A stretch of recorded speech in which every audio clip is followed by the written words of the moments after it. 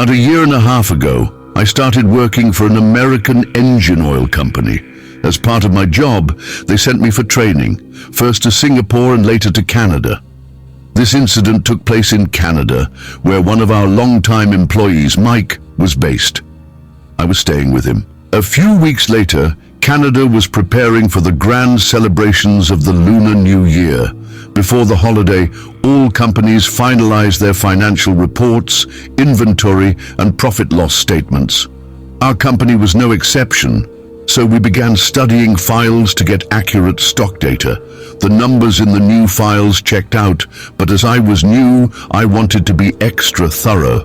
I picked up some older files that hadn't been updated in 4 years. I soon discovered we had an outdoor storage area, similar to a large shed. Behind it, there were stacks of materials that had been untouched for 4 years. Mike and I decided to take inventory of those as well. However, to reach them, we needed to move a lot of newer stock.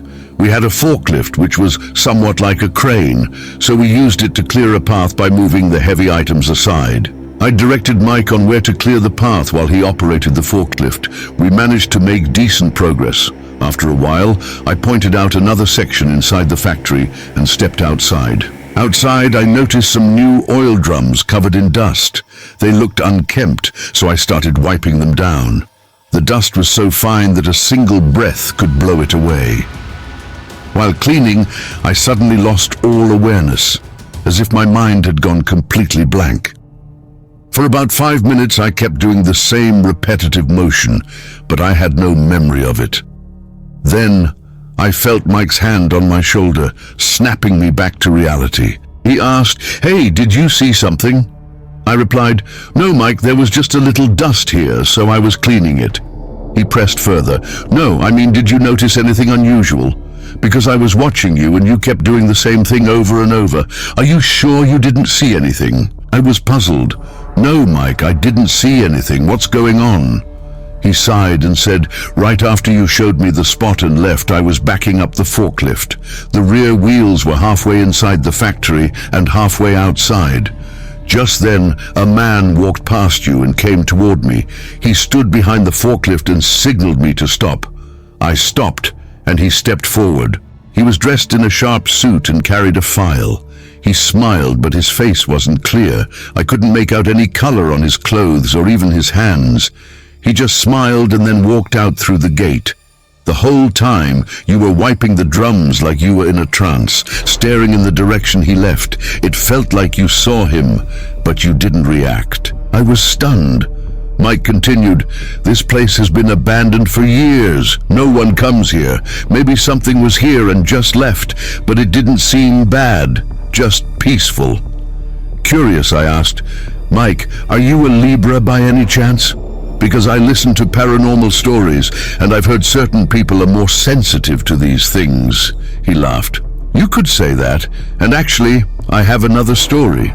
He then recounted an experience from 8 years ago, before he joined this company. At the time, he worked at a glass and dinnerware factory in a remote area surrounded by forests. The factory was built by clearing part of a hillside, and the workers lived on site. One night after dinner, Mike couldn't sleep, so he stepped outside to make a phone call. It was around 12:30 a.m. Suddenly, he heard machines running. This was odd. No one was supposed to be working at that hour. He went inside and saw the machinery operating, but no one was there. Thinking someone had left the machines on by mistake, he checked the control panel. It was completely off. No power was connected. He started feeling uneasy and lit a cigarette.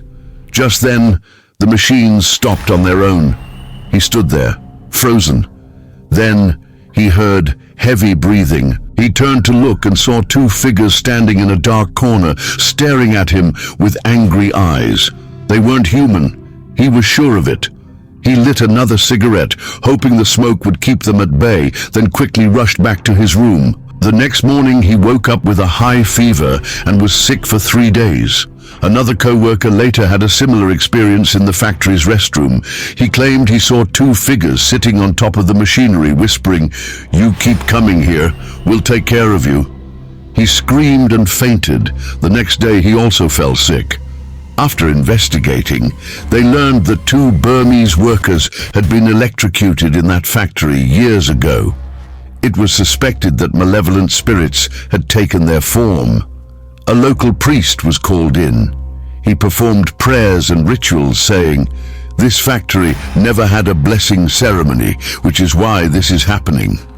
After a special prayer session was conducted, the disturbances stopped. That was Mike's story.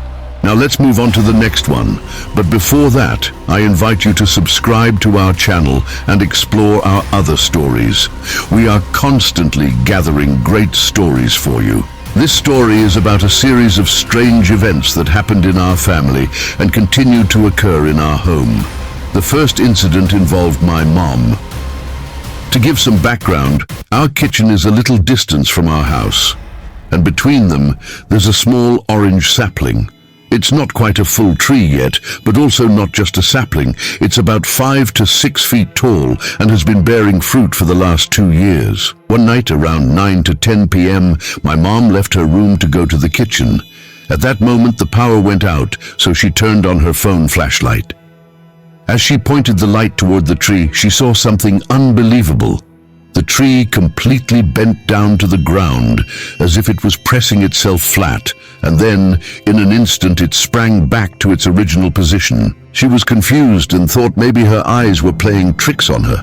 A 5 to 6 foot tree bending entirely to the ground and then returning to normal. It seemed impossible. She was unsure whether to be scared or dismiss it as an illusion, but she immediately came inside and told us what had happened. 3 days later, that orange tree completely dried up and died. It was only about 3 years old. I had planted another tree around the same time, but only the orange tree mysteriously died. The second incident happened to me. It was about 10 to 12 minutes before the evening prayer. I was lying in my room watching a show on my phone. The door to the adjacent room, which was directly across from my bed, was slightly open. The lights in my room were off, and the other room was completely dark. Suddenly, the door of the other room creaked open a little more. I thought my mom had opened it to remind me to go pray, as she usually did when she saw me lying down before prayer time. But when I glanced at the door and then back at my phone, the door suddenly shut on its own. At that moment, I felt something was off. If my mom had opened the door, she would have said something. So I got up, turned on my phone flashlight, and switched on my room light. Then I went to check the other room. The door was locked from the inside. The windows were also closed. It wasn't possible for the door to move by itself. I felt an eerie sense of fear and immediately told my mom. At first, no one really believed her story about the tree, thinking maybe it died for a natural reason. But now, after seeing this door incident myself, I started to wonder if something really strange was happening. The third incident was very recent, between the 10th and 12th of this month. In the evening, I left my phone charging at home and went out with a friend to play a board game. We lost track of time, and by the time I started heading back, it was already around 8 p.m. Although our town isn't like an old-fashioned rural village anymore, the evenings have been unusually dark lately.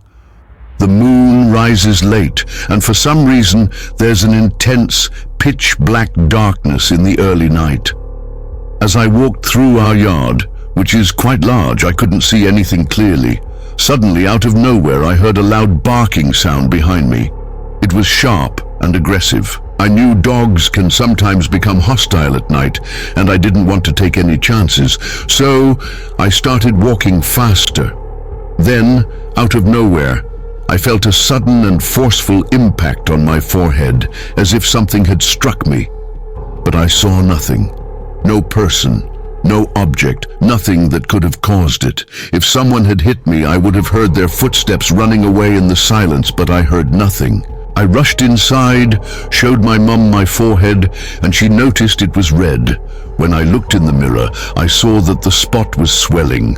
After a few moments, it became even more swollen. Even now, the swelling hasn't fully gone down. I have no explanation for what hit me that night, and these are just some of the strange incidents that have happened in our family. This story was also good. Now let's start our third and final story, but I will request you guys again, please subscribe to our channel. My team is always finding and collecting true stories for you. Let's read the email story now. This story is about my uncle and an unusual experience he had long ago when buying fish. He was a simple, hard-working man from a rural area. One night after finishing work, he decided to buy some fresh salmon from the local market. The market was about a 45-minute walk from his home, and the path went through fields, bamboo groves, and a small creek. After purchasing the fish, he started his journey back home. It was late at night, around 9 p.m. by today's standards. As he walked through the fields, he suddenly felt as if someone or something was following him. He could hear footsteps crunching through the grass, yet when he turned around, no one was there. He tried to convince himself it was just a fox or some other animal. As he continued walking, the eerie feeling didn't go away. Once he reached the dirt road, just past the fields, he suddenly heard a woman's voice behind him. "You won't be able to take that fish home. We want it too, but we'll be generous. Just give us the head, and you can keep the rest." My uncle was stunned. He didn't dare look back, but felt his heart pounding. The voice was calm but firm.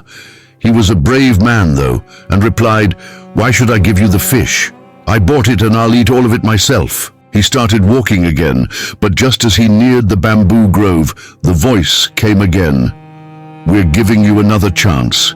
Give us half the fish or you'll regret it." This time, he was annoyed. He shouted, "Do you know who I am? My father was a powerful healer, and I am not afraid of you." Silence followed.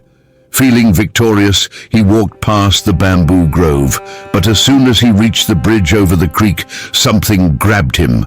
Before he could react, he was lifted into the air and thrown hard onto the ground.